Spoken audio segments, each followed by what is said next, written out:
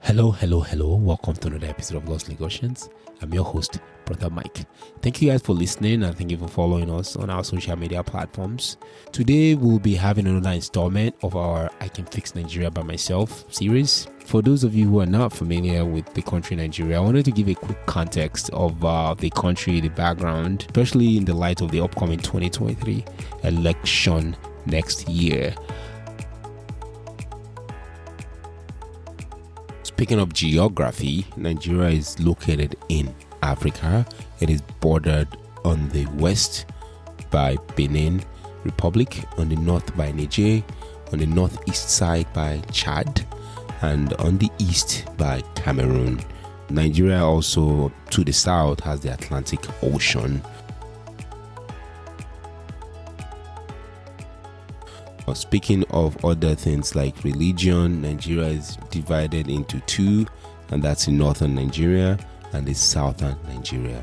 In northern Nigeria, you have the traditionally Islamic/Muslim practicing part of the country, and in southern Nigeria, you have a lot of the Christians and the traditional religion. So Nigeria was originally divided into two by the Brits. That's in northern Nigeria, and then to the south, you have southern Nigeria.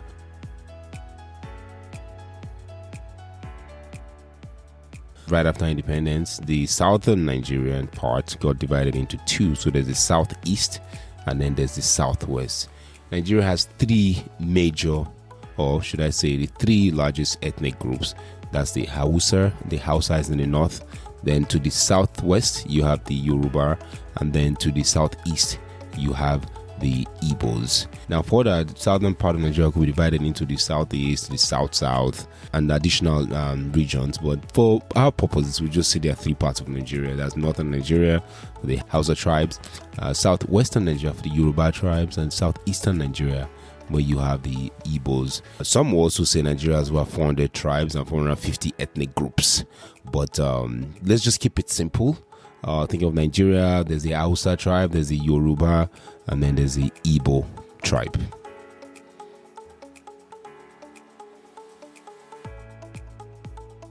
There are over 525 native languages spoken in Nigeria.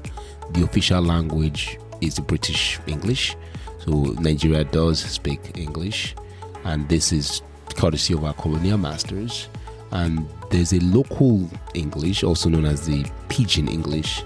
You might want to think of that as broken English that is locally spoken in Nigeria. But English is the official language in Nigeria. And if you meet a Nigerian, odds I probably speak good British English. But in Nigeria, most people get by with speaking the local traditional Pidgin English. And that's in addition to at least one or two or more of the 525 native languages spoken around the country, also known as the mother tongue. And most Nigerians will speak Pidgin English. And on top of that, they will speak at least one or two or more of the other 525 languages spoken in Nigeria. So your average Nigerian is bilingual. So if you meet a Nigerian anywhere in the world, odds are, again, he's bilingual.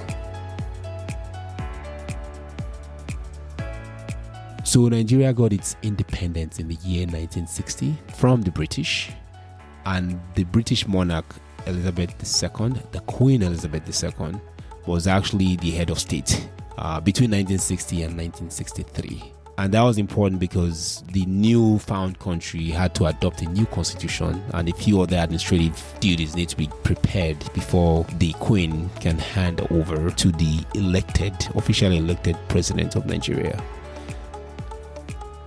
Yes, and it's the same Queen Elizabeth that just turned 70 on the throne. That same Queen Elizabeth, yes, she was head of state of Nigeria between 1960 and 1963. The First Republic was between 1963 and 1966, governed by the First Republican Constitution. The head of state, the president, as you would call it, between 1963 and 1966 was the late Nnamdi Azikiwe. So between 1963 and 66, you've got the democratically elected government, but there was a lot of corruption. The military was on the sidelines, and the military were not happy with the corruption going on and how things were being handled by the what appeared to be, at the time, inexperienced and soft on corruption and soft on crime First Republic president and his officials. So there was a coup, the first coup of 1966, which was planned and executed by a group of revolutionary Nigerian nationalist officers. It kind of started as a small rebellion under Major Chukwuma Kaduna Nzeogu. After the coup, there was a counter coup 6 months later. The first coup was carried out by a Southeasterner. Then the counter coup in July 1966 was carried out by General Murtala Mohammed, who happens to be a Northerner, in retaliation for what he thought was the killing of a lot of Northerners as an outcome of the first coup. After the counter coup, Major Yakubu Gowon was appointed head of state.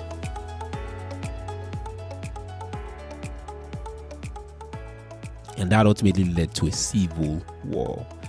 Now we fast forward to the year 1967. The head of state at the time was Major General Yakubu Gowon. So the Nigerian Civil War officially started on 6th of July 1967 and it ended in 15th of January 1970. It's also called the Nigerian Biafra War or simply the Biafra War. This was a civil war fought between the Nigerian government and the Republic of Biafra, which was a secessionist state. They were trying to secede. They actually declared their independence from Nigeria in 1967. So 1970, the civil war is over. The United Kingdom, the Soviet Union, they supported the Nigerian government. France, Israel, and a few other countries supported the Biafra separationists. The US was neutral, but a lot of people thought their neutrality was just a refusal to support the Biafrans, instead favoring the Nigerian government. The civil war was led by General Yakubu Gowon, and the Biafra armies were led by Colonel Ojukwu. So technically, Biafra was a country. It was the Republic of Biafra in the southeastern part of Nigeria, and it existed from the 30th of May 1967 to the 15th of January 1970.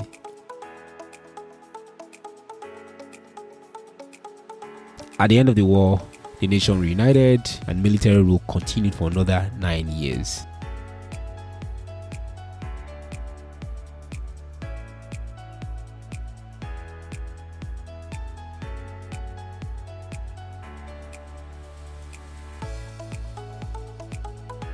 So just like we discussed earlier, the counter coup of July 1966, also known as the July rematch, was led by General Murtala Mohammed, and he helped in appointing Yakubu Gowon as the head of state. However, right around 1975, Yakubu Gowon was supposed to leave office. He promised to leave office, but he extended the date from the military rule to civilian rule. Because of that, Murtala Mohammed wasn't happy, so he promoted himself to the rank of general. Because Gowon suddenly announced the postponement in the transition to democracy, General Murtala Mohammed was not happy about it. Gowon had said that Nigerians were not ready for change. So there was another coup in July of 1975. That was a bloodless coup where the administration of Gowon was overthrown. This coup was led by Colonel Joseph Gaba, and they ended up appointing General Murtala Mohammed as the head of state. This was the third coup. In 1976, there was another coup with Colonel Buka Suka Dimka, and he wanted to overthrow the government of Murtala Mohammed.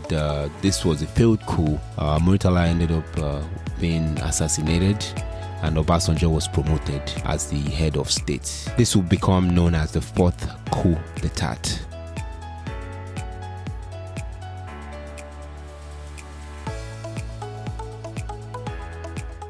Between the First Republic and the Second Republic, you had Gowon, you had Murtala Mohammed, you also have General Olusegun Obasanjo.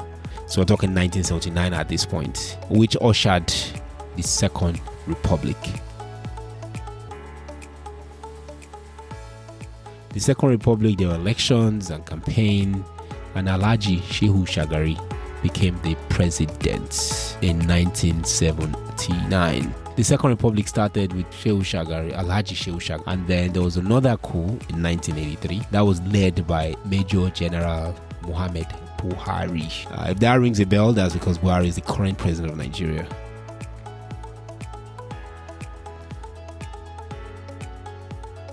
So Major Buhari actually led a coup in 1983 Buhari's coup ended the Second Republic. Then there was another coup in 1985 by General Ibrahim Babangida, also known as Ibrahim Badamasi Babangida, IBB. IBB was in office for 7 years between 1985 to 1993. On April 22nd of 1990, there was another coup led by Major Gideon Oka, and he was attempting to topple the regime of IBB. Oka and his co-conspirators attacked various military posts around Lagos, including Dodan Barracks, the presidential residence. IBB was actually present during the coup, but he managed to escape through a back route. General Oka accused Babangida of planning to install himself as Nigeria's life president. He also called for the obliteration of the 5 northern states at the time from Nigeria. Other concerns he had was that IBB's military government was marginalizing the people of the Niger Delta. A total of 42 men, including Major Gideon Oka, the perpetrator of the coup, were arrested and convicted for being involved in trying to topple IBB's government. They were executed by a firing squad on July 27th in 1990.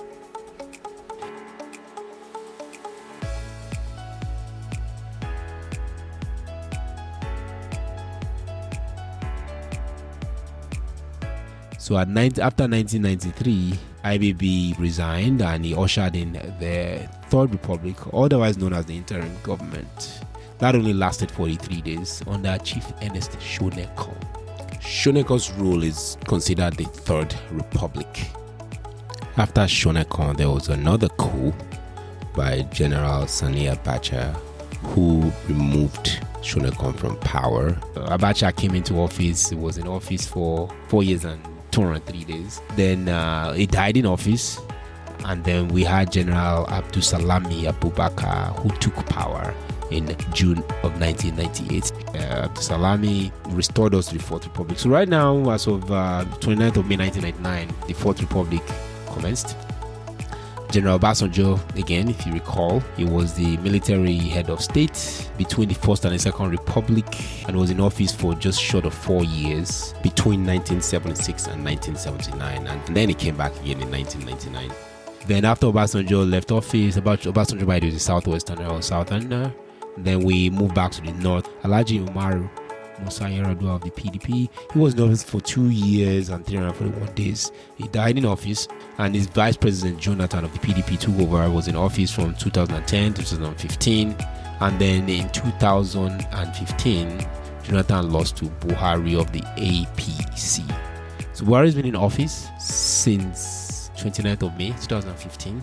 Buhari is scheduled to leave office on the 29th of May 2023. And there you have it, guys. That's the history of Nigeria. So in summary, between 1963, when the British handed power over to Nigeria, and 1993, there have been a total of 8 military coups d'etats. So think about that. That's in a period of 30 years with 8 coups. However, 6 of them were successful and 2 were unsuccessful. That actually makes it sad to see that there was a lot of there's just the toggle of power between the military fractions and then the democratically elected presidents. We're just kind of toggling back and forth. The first one occurred in 1966 when Nzeogu deposed the first democratically elected president of Nigeria in the person of Nnamdi Azikiwe. Nzeogu would later be arrested by Johnson Aguiyi-Ironsi. Johnson Aguiyi-Ironsi was then the second head of state. He tried restoring normalcy to the young country. Some consider the first coup was not very successful because Nzeogu was later on captured and imprisoned by Johnson Aguiyi-Ironsi, who ended up being the second head of state of Nigeria between January 16 to July 29, 1966, and then he was succeeded by Yakubu Gowon.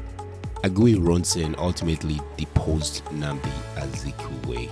So Nnamdi Azikiwe is a southeasterner, Nzeogu is a southeasterner, Aguiyi-Ironsi is a southeasterner. Then came Gowon, and Gowon arguably retired a lot of the southeasterners, and this ultimately led to the Biafra war, because the Biafra are mostly the Southeasterners who wanted to succeed from Nigeria, because again, from Nnamdi Azikiwe to Nzeogwu and Agui Ronsin, and then you have a Northerner in the person of Gowon taking over power.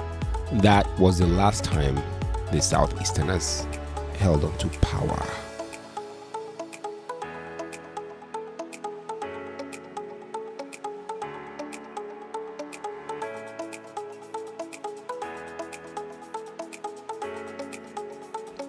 Then in July of 1966, Murtala Mohammed, a Northerner who was not very happy with the way things were being run, staged another coup that was successful. Agui Ronsin was assassinated, as well as some other Southeasterner military officials. General Gowon was appointed as the third head of state. This second coup is also known as the July rematch. Then that ultimately led to the Biafra war, because you've got the Southeasterners who were not very happy with the Northerners' rule and they wanted to separate. So that led to the Biafra war. Fun fact, Gowon was later nicknamed as Go On with One Nigeria because of his efforts in keeping the republic together during the Biafran war. Then in 1975, after the war and the country reunited, General Murtala Mohammed staged a coup to remove Gowon from office. That was successful. Gowon was actually traveling to the Organization of African Union conference.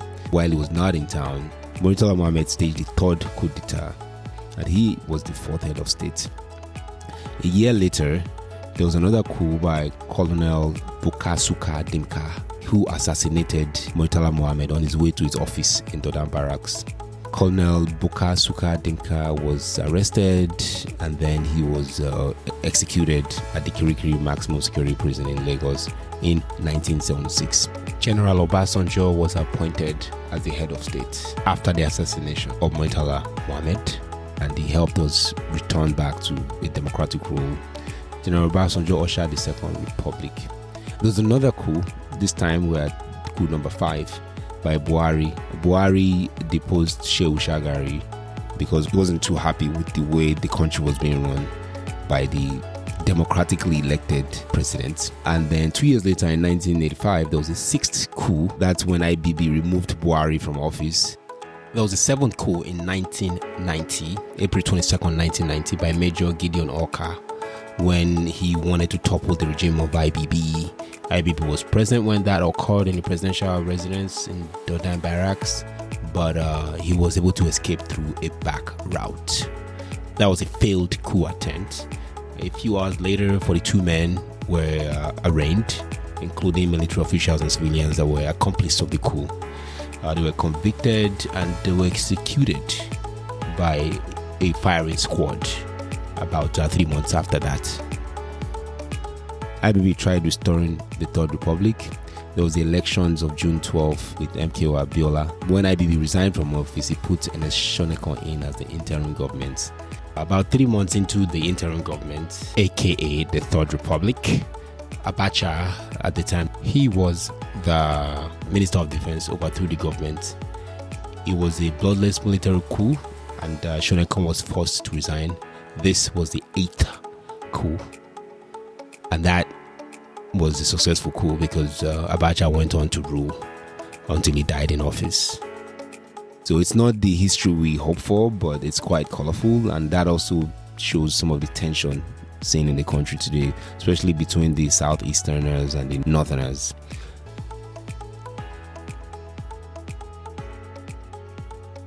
As of the time of this recording, there are 91 political parties in Nigeria. There's rampant corruption in the country. Politicians are actually quite corrupt. If you recall, General Buhari actually led the coup, and he was elected because of his stance on corruption. And the country actually believed that, okay, if Buhari comes back in 2015, that he'll help fight corruption, just as he did, or allegedly did, in 1983, after he had the coup d'etat to remove Shehu Shagari in office. A lot of political parties have primaries. Top 2 parties are actually the APC, the All Progressive Congress. They're the ones in power right now, and the People's Democratic Party. They were in power since the start of the Fourth Republic, up until when Buhari took over. So So the PDP, the candidate is Atiku Abubakar. Then for the APC, Bola Tinubu is the candidate who won the primaries. Then a lot of people have been talking about the Labour Party because of Peter Obi. Really interesting candidate there. And like I said, outside of those three, there are 88 other political parties. Again, a little bit of historical context, but it's grim. A lot of coup. Most people were killed. The struggle for power. By the year 2023, if you include when the British left in 1963, Nigeria will be 60 years old. It's not a very old democracy like some parts of other parts of the world, like the US, for example, 2 centuries plus and counting. It'll be 60 years next year since the British left. So if you look at that and you consider, wow, a lot has happened just in 60 years. There's been a civil war that took 3 out of those years, a bloody civil war, might I add. And right now there's a lot of unrest. Nigeria is notably one of the highest producer of crude oil, petroleum, but still there's shortage of petroleum. There's a strike for the universities. There's a lot of things that are now going on, right? There's no power, there's electricity shortage, insecurity, poverty, Fulani herdsmen, Boko Haram, massive inflation, unemployment, and corruption all over the place. And the country is actually on the balance book, they have one of the highest debts of an African nation. So in 2023, there's promises, there are hopes, and but it all kicked off with the convention that just concluded, both for the APC and the PDP. People are saying that the convention there's a lot of corruption, corrupt politicians. Most likely a coup d'etat. It's not going to happen anytime soon because General Obasanjo retired a lot of the generals because he thought that was necessary. So he minimized the role and the power of the military just to ensure they won't come back. But instead, there's been a lot of agitation, not just only for the Yorubas, but also for the Igbos. A popular name is Sunday Igboho, Igboho. You can look him up. And he's been saying that the Yoruba nation has to separate from Nigeria. He has insisted several times and more recently that there's no going back on his demand for the actualization of a separate country for the Yoruba. On the other side, there's the Igbos as well. There's the indigenous people of Biafra. Remember, Biafra is the nation that separated from Nigeria for 3 years briefly. The southeastern part of Nigeria that separated. Their leader is Nnamdi Kanu, and he also has been talking about the Igbos separating. That is the indigenous people of Biafra separating from Nigeria. So while, like I said, we hope it's not going to be cool, it's probably not going to be cool because the military's role has been crippled. But there's some people talking about separation. Now, that's both unlikely, but who's to say? Just given how fragile the country Nigeria is, and has been over the last 60 years looking back. They say history repeats itself, but we're hoping that our history turns out for the positive. Just something to think about as the elections come up in 2023. One more thing to note is that the Yorubas and also the Igbos, even though there's these separationist groups within them, they're still ruled by Nigerians who are Nigerian politicians and who are actually quite in government. These are Yorubas and Igbos who are in government, kind of like their brothers and sisters are in government, but then part of them want to leave Nigeria. So it's really hard to say, well, the Igbos want to separate when there are many Igbo governors who are part of Nigeria, many Igbo senators, many Igbo House of Representatives who are participating in the Federal Republic of Nigeria. So it's just one of those things that hopefully the next administration have to address and to try to calm those tensions. Nigeria is still a fairly young country, but just as the elections come around, every time there's an election, there's always uprising and people are always concerned, given our history. That's all I have. Thank you for listening. Please share this episode if you find value, if you learned a thing or two. Share with someone that might find value in it. And I know that's kind of boring to some people because there's a lot of dates and information, but I just wanted to give some context for those who are not familiar with the background of Nigeria, and you don't necessarily need to take a history class. And hope you've learned a thing or two about the Federal Republic that is Nigeria. Thanks, and we'll catch you on the next one. Bye now.